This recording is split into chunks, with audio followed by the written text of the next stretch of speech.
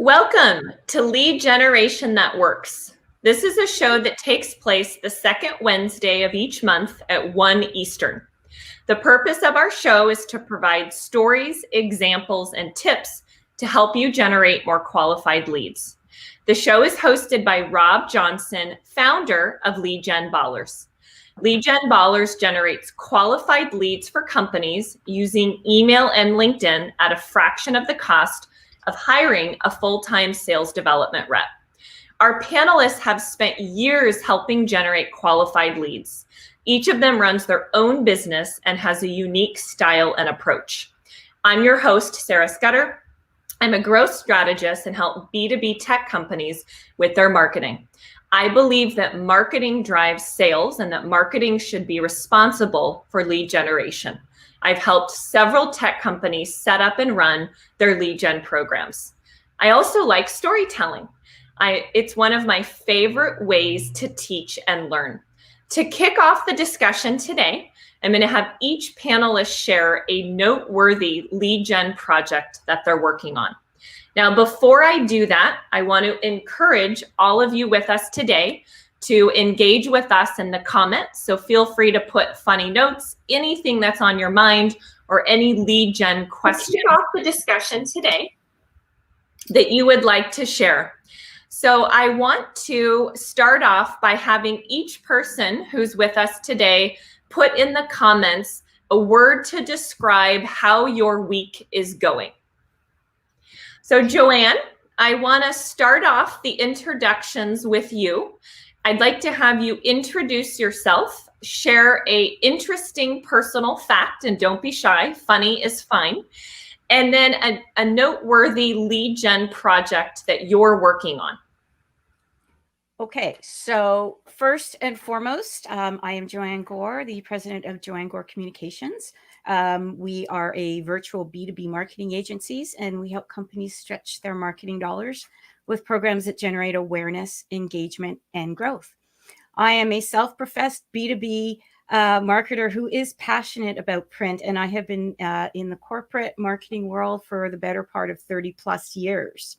So I've got lots of lead stories to tell.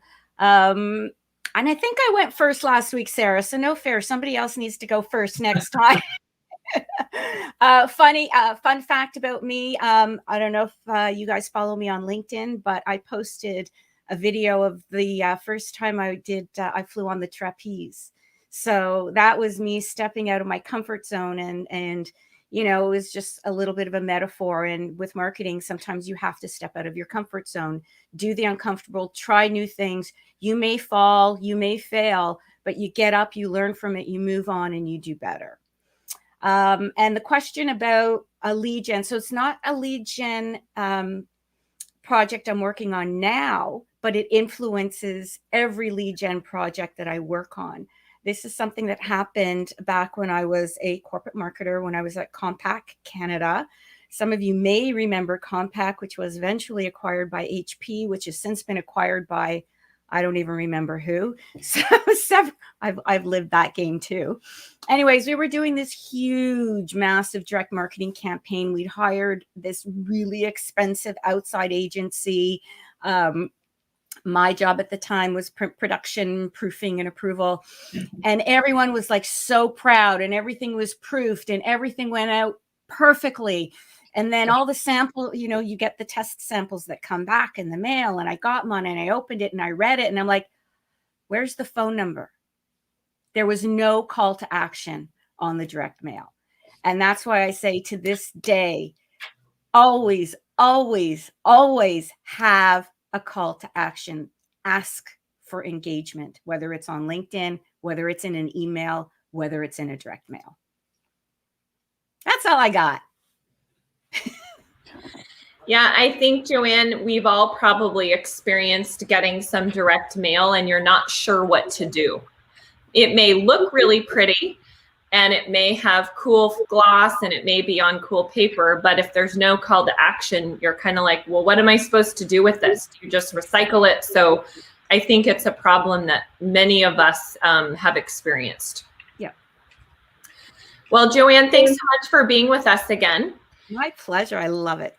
Rob, you are our host, so thanks so much again for putting this show together each month. I think lead gen is something that's so important, especially for small and emerging companies who don't have big budgets. So kudos to you for bringing this group together. I'd love to have you introduce yourself, share an interesting fact, and then a noteworthy project that you're working on. I know you've got some really exciting projects that you're helping clients with. I am. Thanks, Sarah. And yeah, it's my pleasure. And thank you to our guests today and to our panelists for joining. Yeah, this is a great group and I always look forward to it. So thank you. So my name is Rob Johnson. I live in San Diego, California. My career has predominantly been in sales and saw a need with lead generation once COVID hit, and a lot of people couldn't do in-person meetings, so they turned to digital marketing, and that's how Lead Gen Ballers was born. So we do lead generation from email and LinkedIn outreach, but we're starting to expand into other areas. We're starting to expand into creating, hosting, and marketing LinkedIn live events, as well as Clubhouse rooms. So we're kind of expanding into other areas and encompassing more social media marketing and follow up, and how to maximize all that activity to generate leads. Interesting fact about me, a lot of people don't know, when I was about 20 years old, I actually wrote a low-fat Mexican cookbook with my grandmother in both English and in Spanish. So it was a fun project, and I think I still have a box of maybe like 200 of them. Rob, you'll have to show us the cookbook or put it in the comments if it's still for sale. I'll take one. Is it on Amazon? What was that? Is it on Amazon? I can help you sell it. Yeah, no, it never made it to Amazon. But anyways, it was a great project. In going through it, every recipe had a little anecdote about my grandmother's upbringing. So as I was doing the project, I was learning more about my grandmother and my family history. So it was a very special project. Exciting project that I'm working on. So this encompasses just what I was mentioned earlier about our extended services. So we're working with a technology company that's a fairly good size, around 100 employees. We're not only doing email and LinkedIn outreach, but we are also coordinating, setting up a LinkedIn live event, Clubhouse show. We're doing hashtag research. We're doing, influencers, prospects, so we're doing this whole all-encompassing soup to nuts program for this company. And so far we've gotten some awesome results. So I'm really excited to see what comes out of it. That's it for me. Awesome, Rob. Well, every day I learn something new. I did not know you wrote a cookbook. So yeah, see? I think you've done most things. I've done a lot of things in my life. All right. That's the gray hair. Yeah. Yeah, but you still have a lot of beautiful hair. Yeah, well, I don't know, but a lot there, Ira. I'm gravitating towards your hairstyle very quickly. The only advantage of my hairstyle, I mean, honestly, I can throw a hat on. Oh, I know. I can throw a hat off, and I don't have to worry about nothing. You know what I mean? Hey. I tell people the expanse of knowledge is getting bigger, so that's why I need to make room. Oh, there you go. All right. That's not fair for those of us whose hair just keeps getting longer and longer, right, Al? I feel you, Joanne. I went 13 months without a haircut. It was pretty rough. Wow. And you keep yours short, too. Yeah. Ira, you are up next. If you could introduce yourself, share a fun fact, and then a lead gen story that you're working on. All right. Fun fact. Well, first of all, I'm Ira Bowman. I run Bowman Digital Media. Hello, if you don't know me. Fun fact, I'm short. A lot of people, this video thing, you don't know how tall people are. So I'm 5'8" with my shoes on. So the fun fact about me is not that I'm 5'8" and I'm short. That's just, it is what it is. But to the Trig V's point about the ever expanding room here with the forehead, the reason why I shaved my head was not because I'm completely bald. I have to shave my head every other day. But the reason why I did it is because my forehead was getting taller and taller, and most people look down on me. I don't know why. That's not nice to look down on people, frankly. Guys, be nice. But anyways, people were looking down on me, and I was just very conscious about that. So I just decided I'm going to shave that sucker off. So that's why I have no hair. It's not completely bald. Anyways, you want me to share a lead gen thing that I'm working on? Yeah, so lead gen project that you're working on. Yeah, so one that's kind of fun. I'm busy. My company is going nuts, which is cool. But one that's really fun that I'm working on, a company that's in the process of becoming a company. So they reached out to me about a month ago, and they said, hey, we're looking at joining forces and launching, and we want to get some help for social media. And I said, cool, that's what I do. But I said, what's the company name? And they proceeded to give a name that was like, really? That's the name? Like, why did you pick that name? Well, it was their last names. And anyways, it formed an abbreviation that was a major city in the United States, but they don't live anywhere near that city. And I'm like, so you probably don't want to use that. So over the past month, I kind of been coaching them a little bit on, picking the name and doing the hashtags and the motto, some of the same stuff that Rob was talking about. So that for me is a lot of fun, because usually when I deal with folks, they've already got all that. So I'm going to be building out their website. In fact, I just got started designing their logo yesterday. I'm going to be building the website on WordPress. I'm going to be launching their LinkedIn page here pretty soon. So it's kind of cool to be in that almost, they're not paying me to coach them, but by default, I'm coaching them too. So that's kind of what makes it fun. So anyways, that's the lead gen story. I'm sticking to it. Thanks, So Ira, when do we get to hear the name? I want to announce it probably at the end of the week. I'm not ready to announce it yet because I don't have anything ready. Oh, sure. Look at him. He's trying to get people to follow him so he can. Stay tuned. Stay tuned. Oh, I was going to tell about Team Bowman. Can I have just like 30 more seconds? Absolutely. Please do.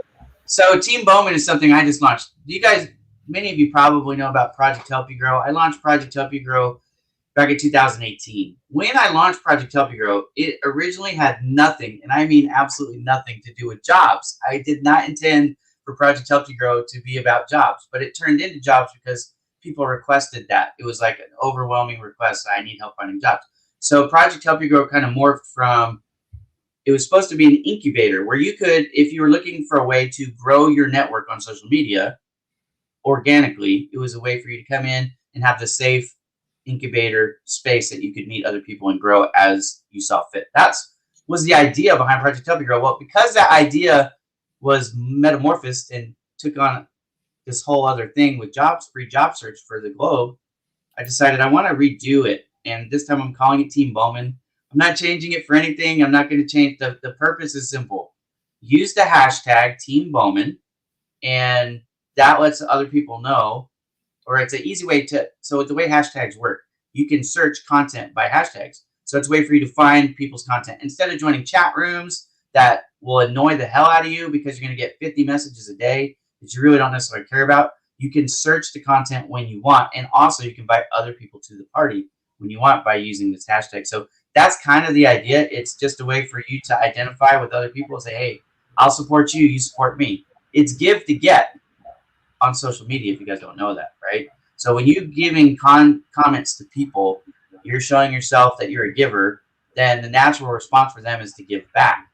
So you pay it forward, kind of.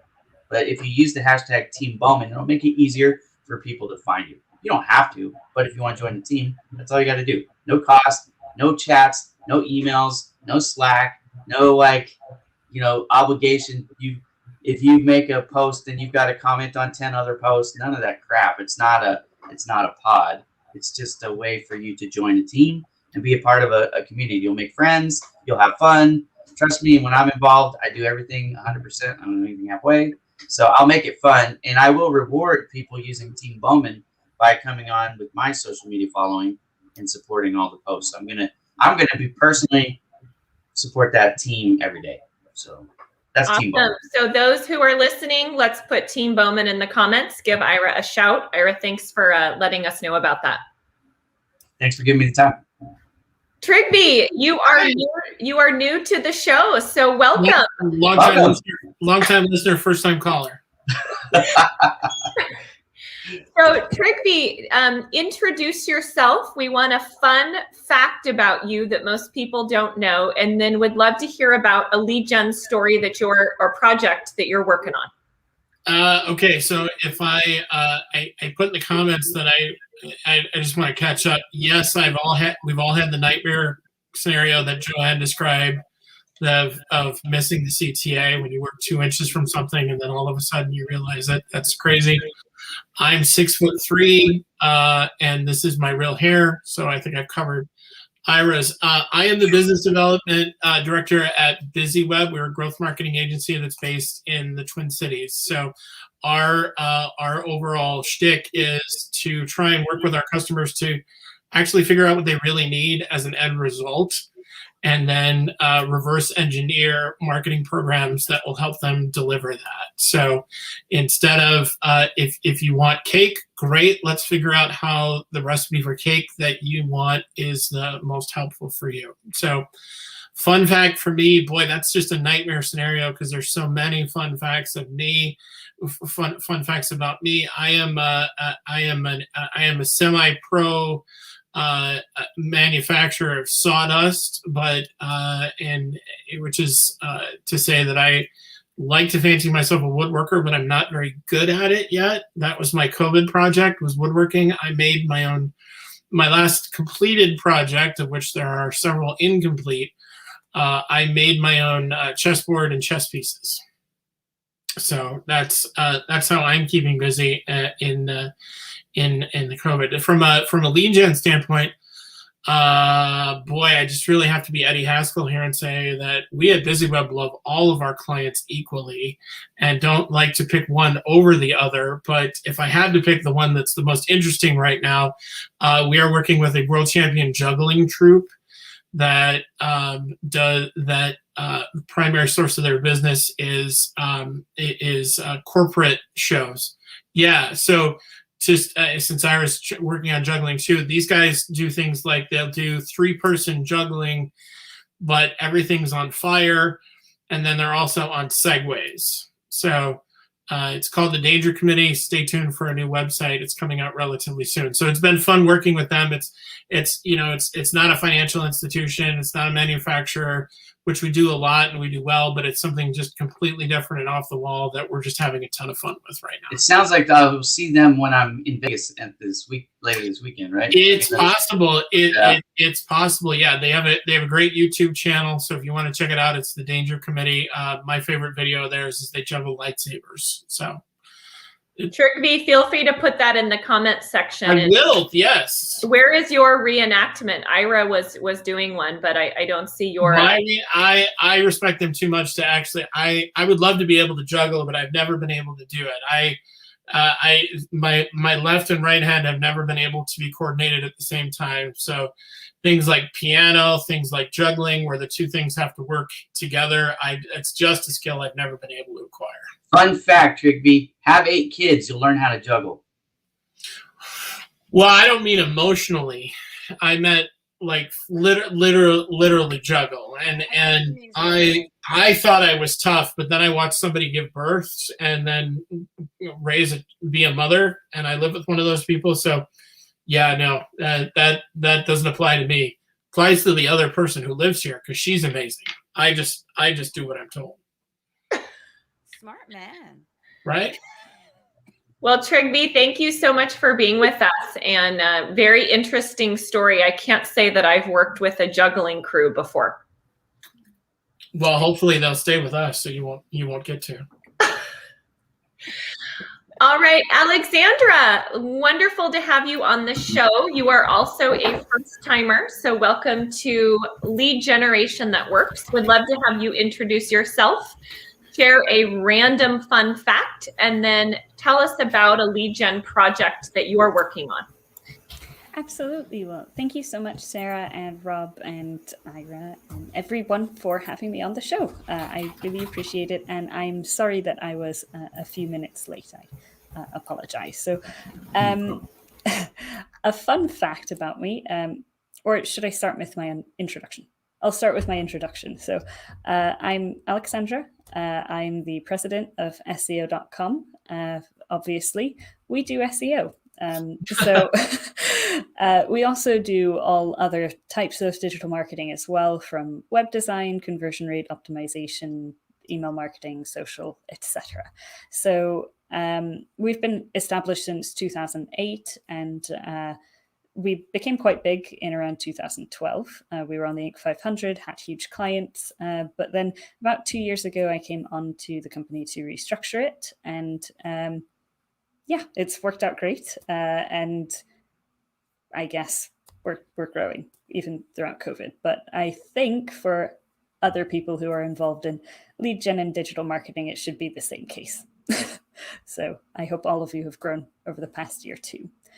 A fun fact about me is I like plants. I have like a little indoor garden. So that's a fun fact about me. And Alexandra, how many plants do you have? Right here, I have 7, like a fern, a cactus, another cactus, and 2 small trees. So I like that's nice. That's nice. I think I need to follow suit, Alexandra. Bring some oxygen in the office. Now that you say that, I'm like looking around, going, "Oh my God, it's a little stale." So good for you. An article about how it helps make a happier workspace because green things naturally, I guess, green plants naturally relax the human mind. So, but that's not why I bought them. I talked to a client and they were like talking about how people bought COVID chia pets. Like the I don't know, chia thing. So yeah, I guess a project that I'm working on recently with my team is a website redesign, and I guess the other 2 website designers on this call probably share the same sentiment. Website redesign is always a fun thing to work on because surprisingly, I mean, a lot of customers don't think about it, but it really increases conversions. I was able to show an old client like 3-5 years ago when I redesigned his site personally outside of SEO.com. He had an 8 to 10 times increase in his traffic to the site without doing any additional marketing, just because it was easier for his existing customer base to use. They were like, wow, this is really cool. We'll actually use the site because it functions now. So we're doing a similar thing for a hyperbaric oxygen chamber company, which is cool. I don't know if I'm going to use their product ever because it sounds kind of interesting. You're locked in a glass kind of cubicle looking thing and they pressurize it. It has a lot of health benefits for I guess there's a number of approved indications like autism and wound healing and etc. So we're doing SEO for them as well. Awesome. Well, thank you for sharing your plant collection with us. Very, very lively. Everyone else is, none of us have plants, so you win the prize. All right, so Joanne, I want to switch the conversation over to you. You recently did a post on LinkedIn where you talked about a social media business development guide that you created. I know myself and several others downloaded it and went through it. So I'd love for you to walk us through that guide. I think it's really useful and some pretty basic tips that people can take away immediately for their business. Awesome. Thanks, Sarah. So for starters, I am a firm believer that if you're creating something, you should find a way to be able to reuse it at least 3 different ways. Otherwise, what's the point? You're going to go through the pain and agony of creating something, but replicating it or just modifying it slightly is almost effortless. So this guide was born out of a conversation we were having with one of our clients, and we were helping them learn new ways to use LinkedIn and how to tap into their own network. And one of the ideas that, and I don't know, I'm sure this is something that a lot of people have thought of, but at the time it was just sort of one of those light bulb moments where I was like, when's the last time you actually looked at your company followers? And it was like, I don't know. And I'm like, well, let's look at your company followers, go through them and see, is there anybody there who you really want as your prospect? I mean, when you're picturing your website or your sales deck, what new logos would you love to feature? And those are the companies that you really should be targeting and wanting to go after. If any of those are already following your business, then what better way to open up that engagement? So that's where this all started. Look, and we broke it down into a few steps. I can quickly show you sort of what it looks like here. It's really a very basic guide step cheat sheet. I'll happy to share the URL. We've put it up on Joanne Gore Communications. There's no forms to fill. There's no caging, nothing. I'll put it there, go download it. Please use it to your heart's content. But basically it's see if there's anybody you want to connect with, look them up, find something that they're talking about and posting that you feel you can engage with and make a comment, and sort of as a soft way of introducing yourself into their feed. So now you make a comment on their post, you're on their radar, you're going to show up as somebody who looked at them. Now they've basically seen you twice. You've looked them up, you've made a comment on their post. So when you reach out for that LinkedIn connection, that one-on-one connection, it won't be this, who is this person? I don't know who they are. It will turn into, hey, I recognize you, Alexandra. You checked out my profile a couple days ago. You made a couple of comments on my post. You seem like someone I'd really like to engage with. I'll accept your request. And that's how the relationship begins. And it's so simple. The only caveat is you do need to be an admin on the LinkedIn account. So I always say, be nice to your LinkedIn admins. They usually live in the marketing department. Sometimes they get, sunlight and fed and watered, but many times not so much.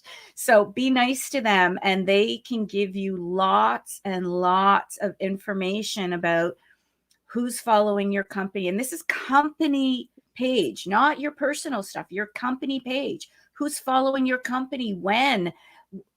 So much information is available. So that's really what this is all about, making it easy for folks to engage with the right prospects. Yeah, that's good stuff, Joanne. You had a post about that not too long ago too. And it's so overlooked. So that's great. Yeah, and I'm going to post the link right now into the chat for folks to, like I said, it's a free download, no form, nothing, just go download it. Awesome, Joanne, and feel free to reach out to Joanne as well if you want more information or tips on leveraging this, because we all have company pages and we might as well use the context that we have.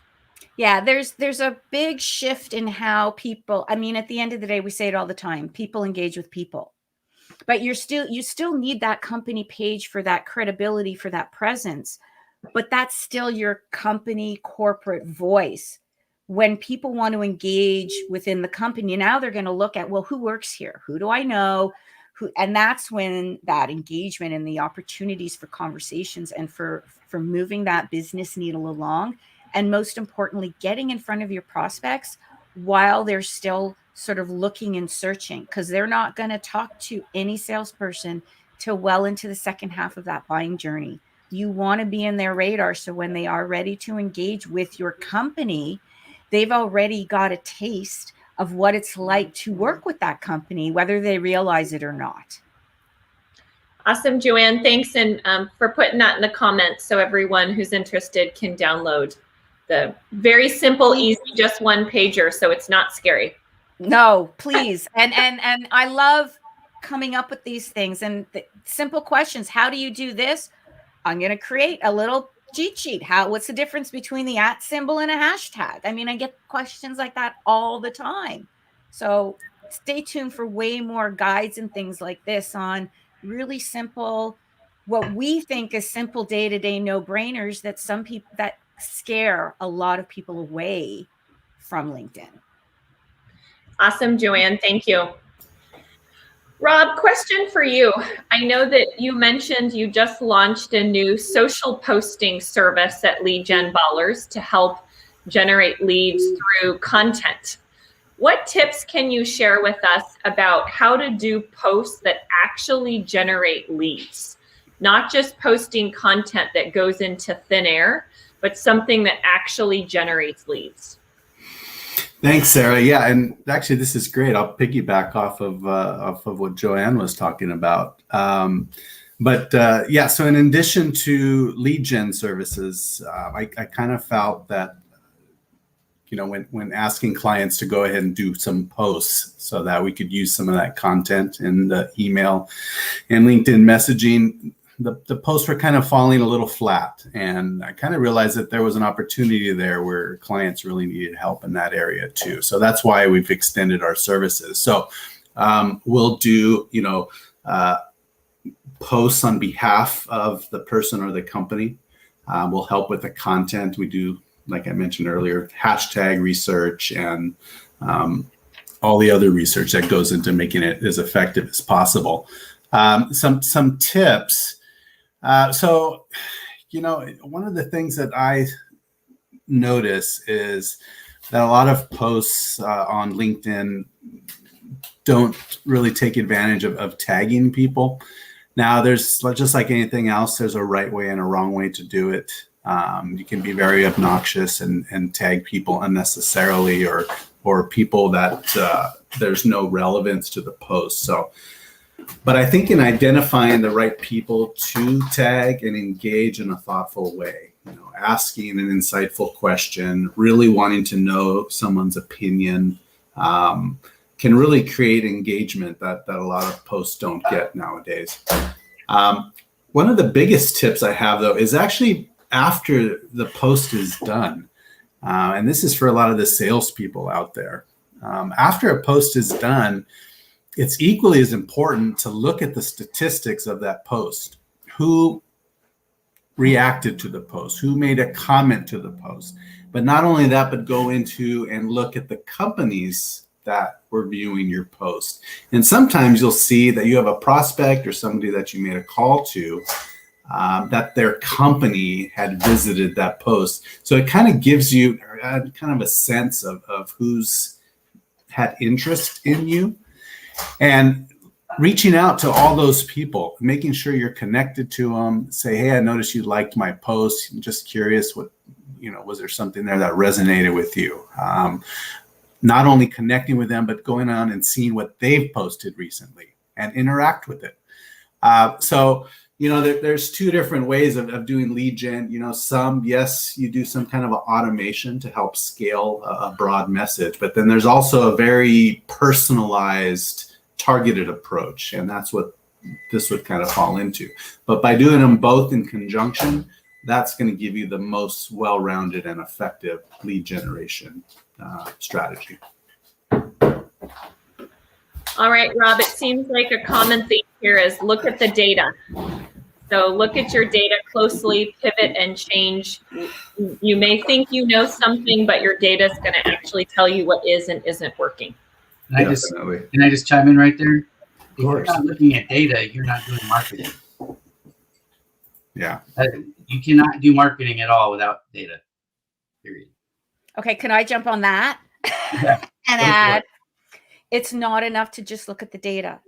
Because I've been on the corporate side where I've had agencies present reports to me and they're dumping all this data on me. And I'm like, okay, great. But what is this telling me? What are the trends? What are the spikes? Why is this happening? So just like, we talk about your message, your corporate story. It's not anymore about what you do and how you do it. It's about who you help and why it matters. It's the same with data. It's not just about what the data is, but it's also, what does the data mean? How can I use it to actually help me achieve my goals? And there's a, if you can do that and figure that out, you're golden. And if you can't, then ask somebody to help you. Pull the data, run the data, and then do us. Like, there's a lot of us on this call say, hey, you know what?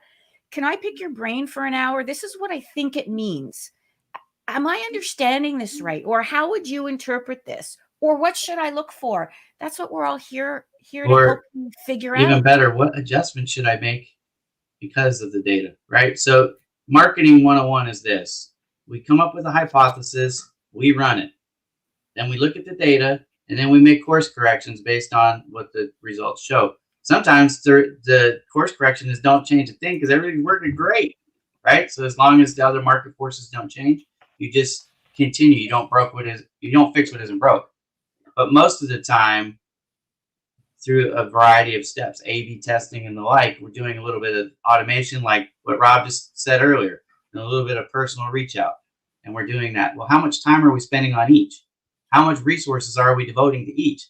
Well, that depends on what the data tells us. The data says we're getting a lot better results with the personal reach outs than we are in the animation. Okay, great. Let's devote more time and resources to that then, right? Or vice versa, whatever.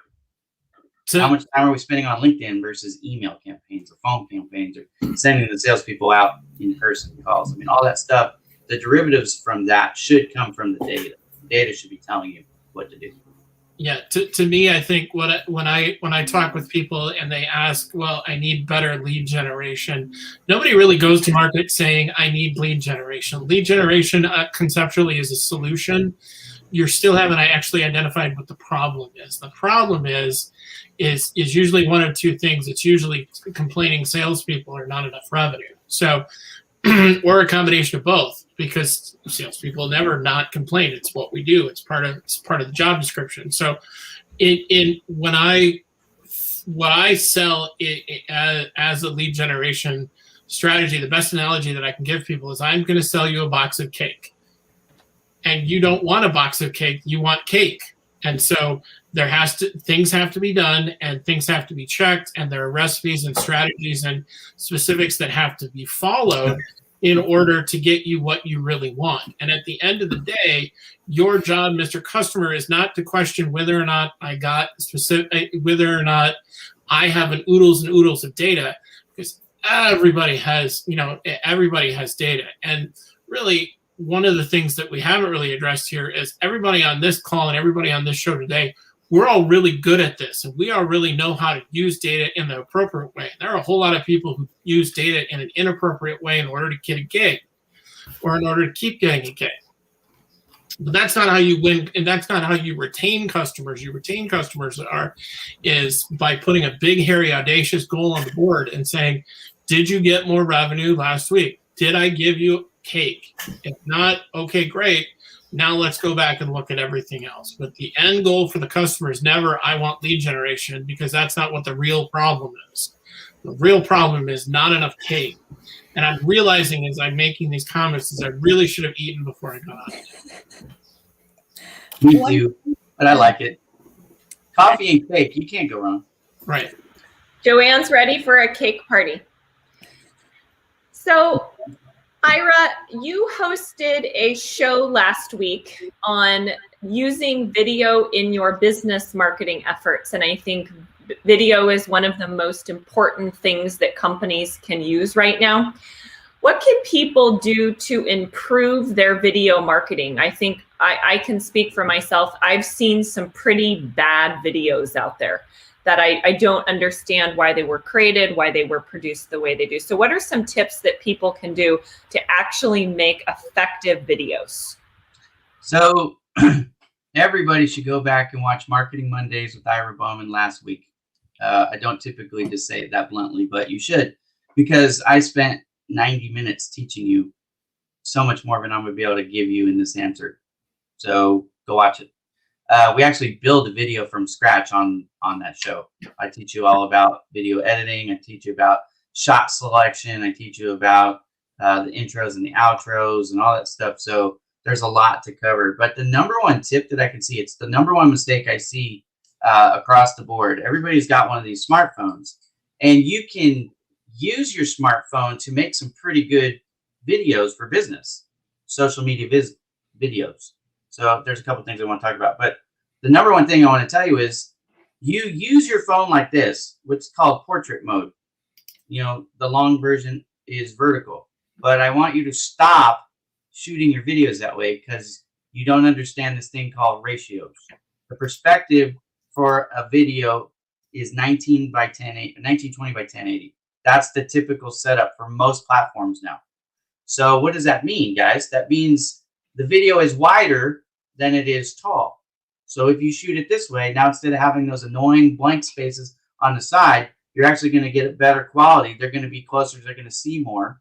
And it gives you room when you get into editing for pop-up boxes, for things on the side of you. Now, the other thing we didn't go into on the show, because I covered it 3 weeks ago on Marketing Monday, so you can go back 3 weeks and learn how to set up a graphic. You guys across the board are putting yourselves in the center of your videos and your photographs, and you're breaking the basic rule of design, which is called the rule of thirds. What you really want to do is chop the screen up into like a tic-tac board, okay? Come over a third, come over 2/3, drop a line vertically, and then do the same thing horizontally. Where you really want to be, the center of attention, put a bullseye between your eyes. You want to be where those lines intersect in any one of those 4 points. That's where you really want to be, okay? Now, if you do that, I like to put myself over on the left. Then I have a bunch of space on the right to add the graphics, to add the picture-in-picture if you're old like me, because that's what we used to call it. But you're going to add your title blocks. You're going to add anything. You're going to give yourself in that field of vision. You're going to give yourself room to work. So hold your phone sideways when you shoot, always. And then pay somebody. Look, most of you cannot do animation graphics. I might be the only person in this room who can, okay? But I'm an animator. So hire somebody like me to animate an intro for you and an outro for you. If you get somebody like me to do that for you, and then you shoot your videos sideways and you just edit them with your intro, your video, and your outro, you're going to take your game up a million notches and you're going to set yourself apart. And you can do this for hundreds of dollars, not thousands of dollars. So it's not even expensive. But then now the quality of your business video will go through the roof. The other thing to tie this conversation back to what we were talking about before with company pages, I put in the comments, incentivize your team, business owners, to engage with your business content on your page. Why? Because I'm going to tell you a sales, look, I spent 20 plus years in sales, business to business sales. I learned one thing. No one's going to buy from me, even if they need my product, until they know me, like me, and trust me. If you can get your employees to engage with your post content, you're going to do a couple things. You're going to feed the algorithm, so those posts are going to be seen by more people. That's number one. But also, when those prospects come to visit your page, because they're going to visit your LinkedIn page before they ever go to your website now. That's just the way it really works. So if they come and they see nothing but PR, in press release posts, and public relations type posts, they see no engagement. They see a post every 3 months. It's ghost town. Forget it. You lost them. But if they come in and they see content that isn't just about me, it's about the employees. It's about the vendors. It's about what's going on in society, all that stuff. And you have videos like I just described. So you're giving them something not just to read, but something to consume for entertainment. Now you're starting to figure out what social media videos are all about. It isn't about just virtual tours and product reviews and here's the new gadget with the new features, blah, blah, blah, blah, blah. Puke, they don't care because they don't know you, like you, and trust you yet. So engage them where they are in the social fringes. Give advice. Talk about, water cooler stuff in your posts. Do that in your videos. Be friendly. And you will create that know you, like you, trust you. And then when they are ready to buy, you've won. But more likely, far more likely, is they will never buy from you anyways. But they know what you do. They like you. They'll refer for you. These guys, look, Bowman Digital Media, we get 100% of our business comes from referrals. I don't advertise at all, not one single penny. I don't spend a single penny in advertising. And I have a 6-figure business. in case anybody's curious. Okay, and I launched it in the pandemic. So all those things are true because I mastered the social media video. I learned how to get people to know me, like me, trust me. They share my stuff for me. That's why hashtags like Team Bowman are so important. Most people don't even know what a hashtag is. I'll show you how to master it, and I won't even charge you for it. But you gotta look. Your videos are the major mistake people are making because they're making videos that aren't edited, and their orientation tells you that you don't know what you're doing. Before you even open your mouth to tell me how great and smart you are, you've blown it because you've set up your video incorrectly. So hopefully that helps. So Ira, you reminded me you created a video for Lead Gen Ballers, and I need to play it in the beginning of each show. So I will showcase your video work for all future shows. I wanna give a shout out to somebody that I work with at BusyWeb. We occasionally try and come up with some funny videos, and in the chat I put a link to the Crazy Larry's website emporium and marketing house. We sat down and we actually tried to figure out what are absolutely the worst best practices for making a video, and we put them all into one video. And one of our developers who really got out of his comfort zone and really had a great time doing it was all about Crazy Larry's website emporium. Ira, well, thank you. I made a video about handstands. Look, I'm fat. I'm in my 40s. My kids were doing handstands. They said, Dad, you can't do it. I did it. Not only did I do it, I put it on video, and then I posted the video. Look, I mean, everybody talks about being good at social media. I have hundreds of thousands of followers. Okay. I actually know how to build an audience. I put that up for everybody. I put it on YouTube. I put it on Facebook. I put it on LinkedIn. Like, there's nothing about business in that. It was just about know you, like you, trust you. So if you put your money where your mouth is, you'll get results. Yeah, sometimes you'll have egg on your face and you'll cringe. Like, I can't believe I just showed the world my fat belly. I'm wearing shorts. I'm doing everything wrong. I break every business rule. I'm wearing a t-shirt. I'm showing my kids on camera. Here's my home. I mean, I did a bloopers section too because it wasn't bad enough me doing the right one. I had to show you where I fall my ass to. So, but you own it. And what was the engagement on that? And people get to see. I think this is another mistake people make, honestly, if I can have just 30 more seconds. This thing about trying to be perfect and show yourself as only like you never making mistakes. I think that's why people like me so much, is because I'm the opposite. I'm going to show you all my warts. In fact, like being bald or only being 5'8", I'll actually highlight it. You know what I mean? I'll emphasize my imperfections, and then people look at me and they go, you know what I like about Ira? He's not pretentious. He's not trying to be something he isn't. I drive a Kia and a Chevy. I talk about my 8 kids all the time. I don't have a perfect life, but I'm a real person. And people can relate to that so much more than those of you who are trying to do everything perfect. Like the person who's going to make a 30-second video and shoot it for 4 hours. And I know people like that. They're going to do 100 takes for a 30-second video. I'm like, dude, what was wrong with the first one? What? So write your message. What are you trying to get across? Because if there is no call to action, if there's no point, then don't make the video. You got to have a point. But write it down and then shoot it and then let it go because it's social media. This isn't going on ABC or, playing on the commercial during the Super Bowl, right? It's social media. Make it and let it go. Absolutely. Hi, everybody. And authenticity absolutely trumps perfection. Yeah. The perfectionists in us always want to make it pretty, but sometimes you just got to have fun. You just got to share who you are. And Ira, you're brilliant at that. I love your videos.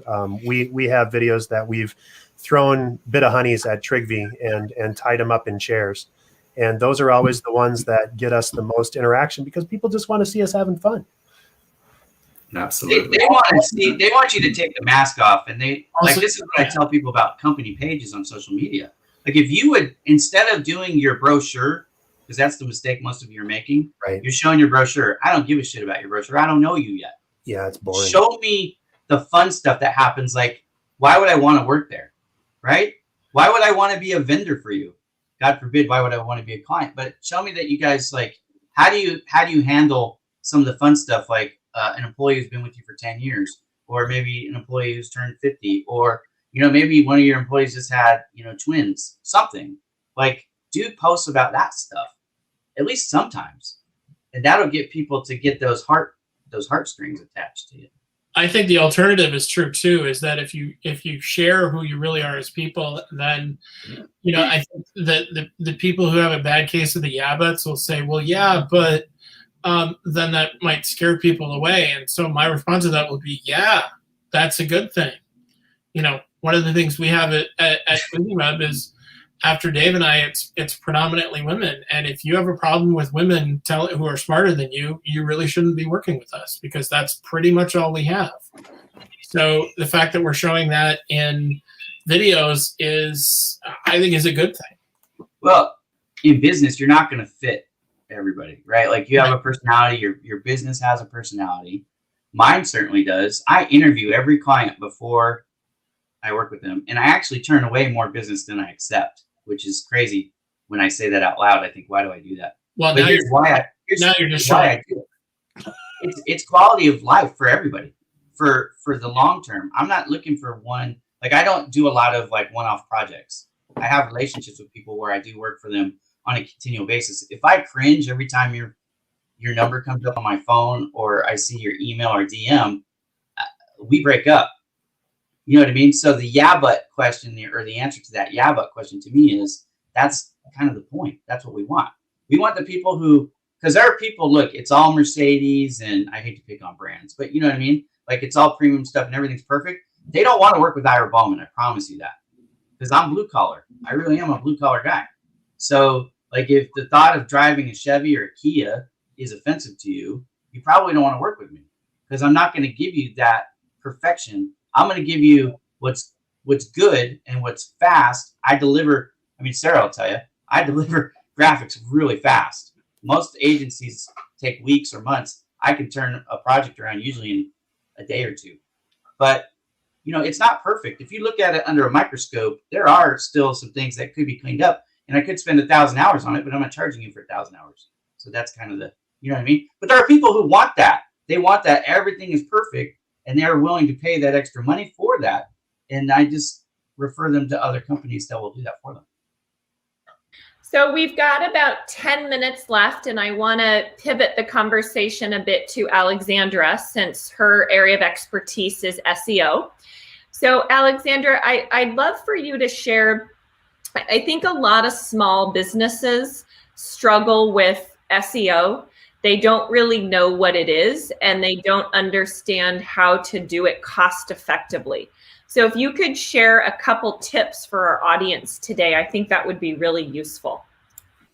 Yeah, absolutely. So I guess to give a brief explainer of what SEO is for anyone who doesn't know, SEO is the process of optimizing your website for search engines. That's why it's search engine optimization, or SEO. So all you do is, so it can be very complicated, but it could essentially be distilled to a few core things, especially if you're a small business.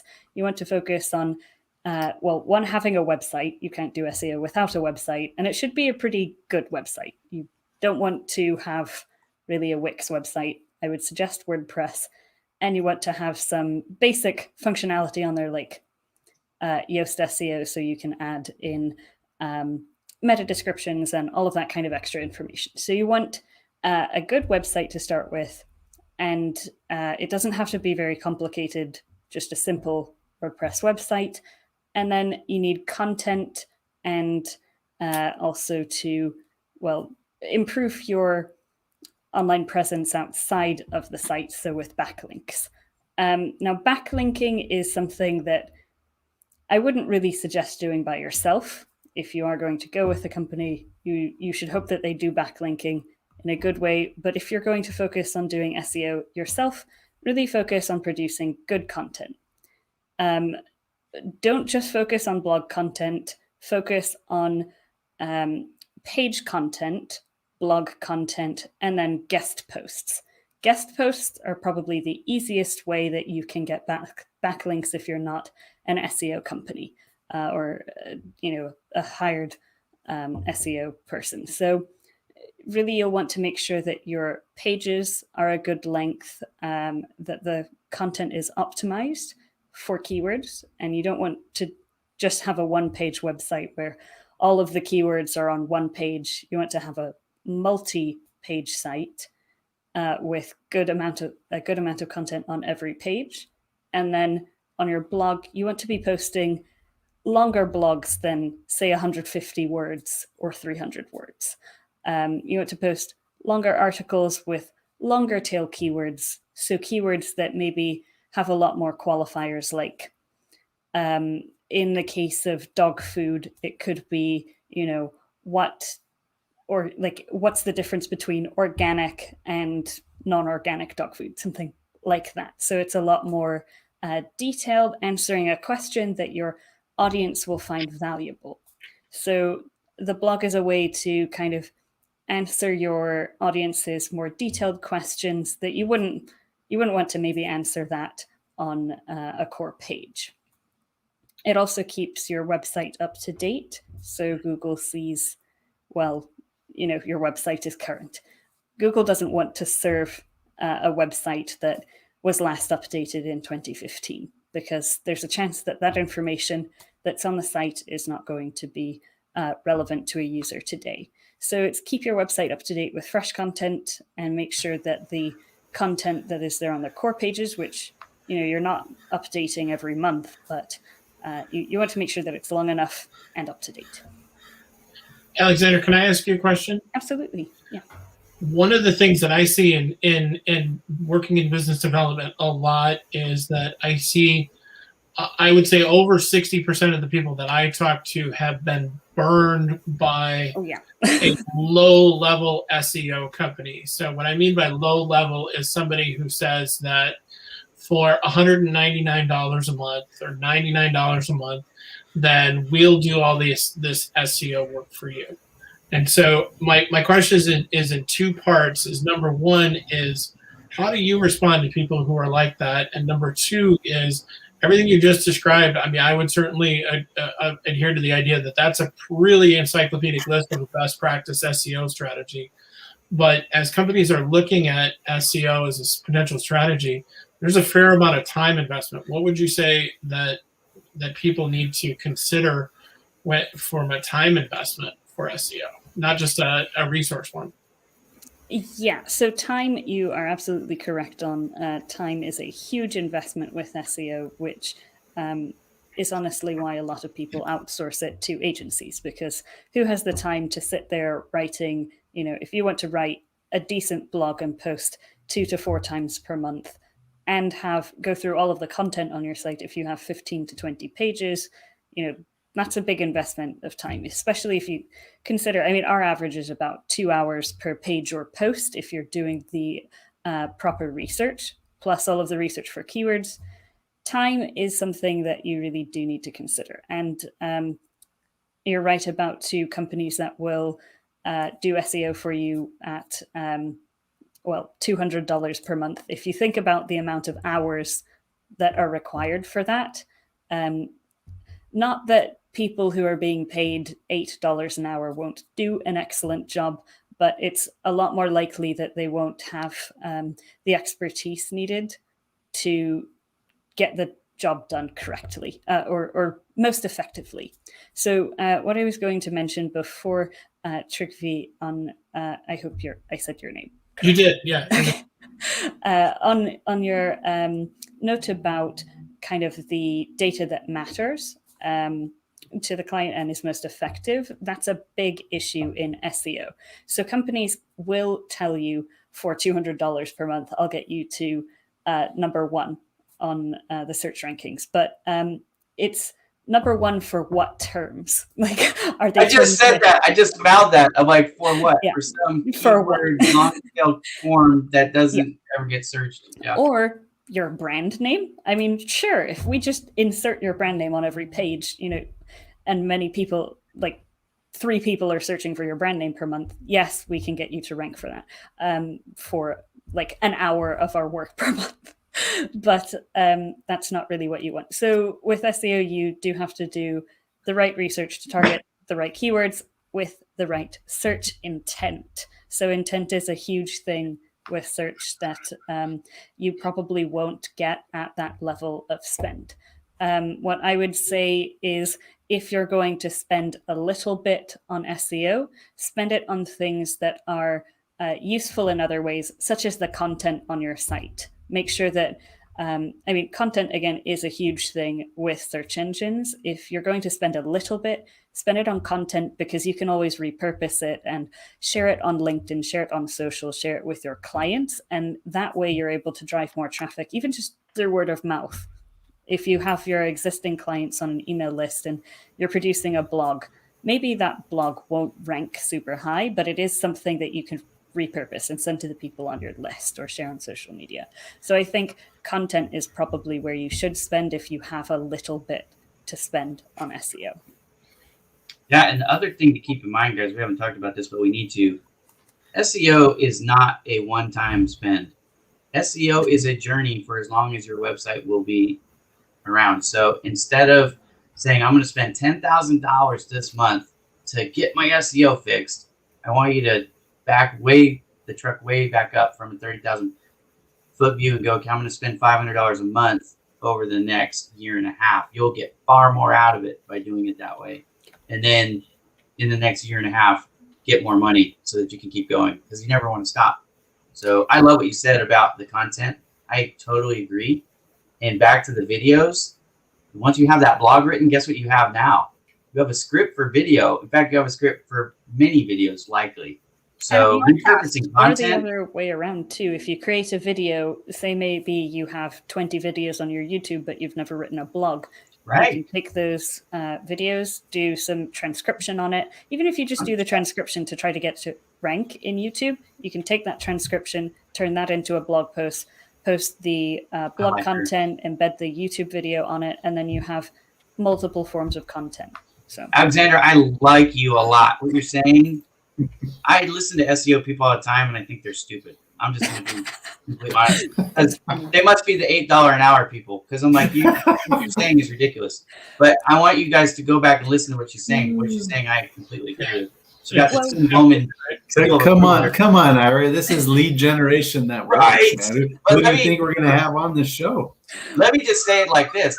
I get this question a lot. People go, Ira, Bowman Digital Media, you do SEO. How does that work with all the other stuff that you do? You do social media management, you do website development, photography, videography, graphic design, and SEO. How that, like, remember Sesame Street, one of these things doesn't belong. People always think that's the one that doesn't belong, but you know why it belongs? Because of what Alexandra just said. You're doing the content, you use that for the SEO, or vice versa. But either way, that's why we do it. Yeah, you can't have just SEO without all of the other facets. So I would say the reason why some SEO specialists may sound uneducated about it is because they're not approaching it holistically. So they're just looking at, I want to increase your domain authority. Okay, right. So I'll buy a lot of backlinks. Right, backlink building. That'll happen. That's what they think of SEO. But, a lot of people make that mistake. They think SEO is just backlink building, or it's also site speed, because that's the other major thing that's really right away. There are those things that you can do to get quicker results that won't stick, but they don't really matter as far as, again, they're not the metrics that matter, and they're also not going to contribute to the rest of your marketing campaign. And SEO, I think, works when it's combined with all the other facets of marketing. Well, you remember, this was like a year and a half ago. Remember about 18 months ago, they changed the DA.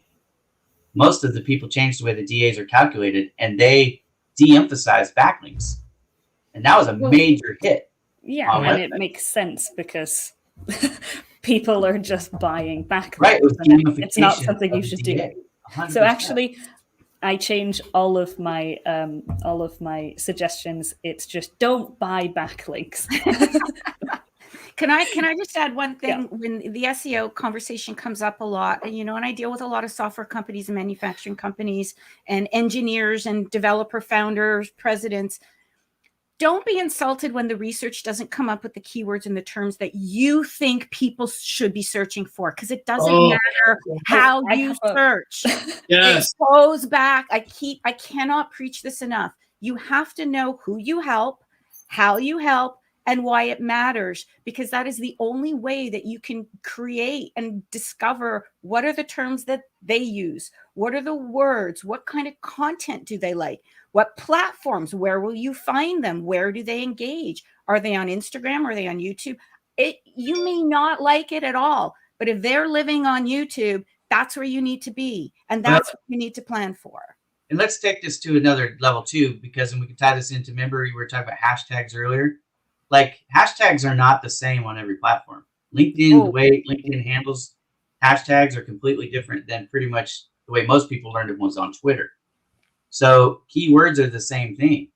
A keyword on YouTube or on Google may not be the same as on LinkedIn or on Facebook. So you have to, again, know where you're playing and allow the research to tell you what to use and what to build. It goes back to the data conversation we were having, right? You can have the data, but then what do you choose to do with it?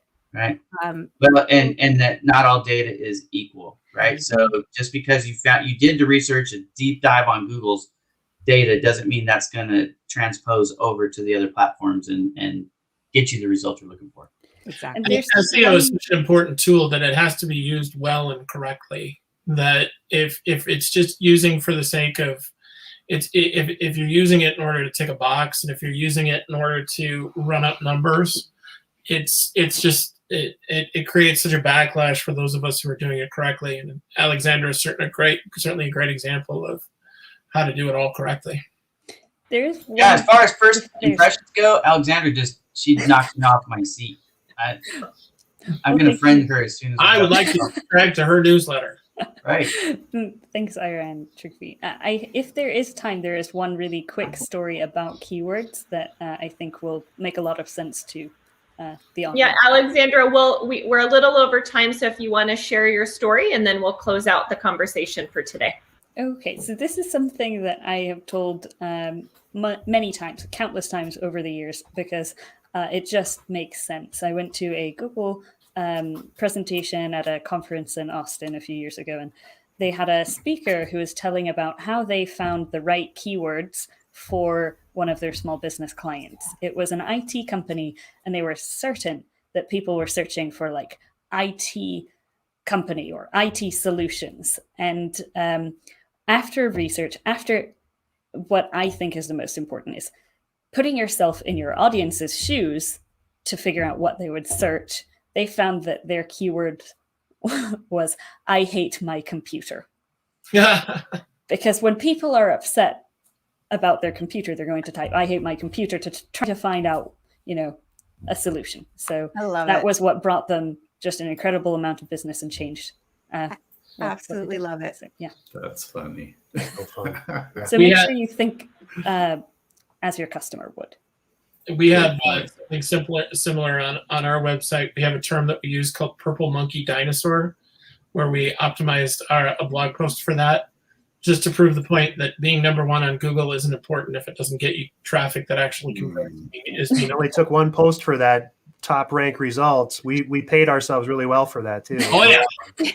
Well, you should have only paid yourself about $150 because I get the ad every day. For $150, I'll get you. That's how it goes. Yeah. It's so great catching up with everybody. Thanks for everybody's. Yeah. All right. So I want to thank everyone for joining us today. Rob, Ira, Dave, Alexandra, Joanne, and Trygve. It was wonderful to have all of you. If you found value from our conversation today, join us next month, June 9th, at 1 p.m. Eastern Time.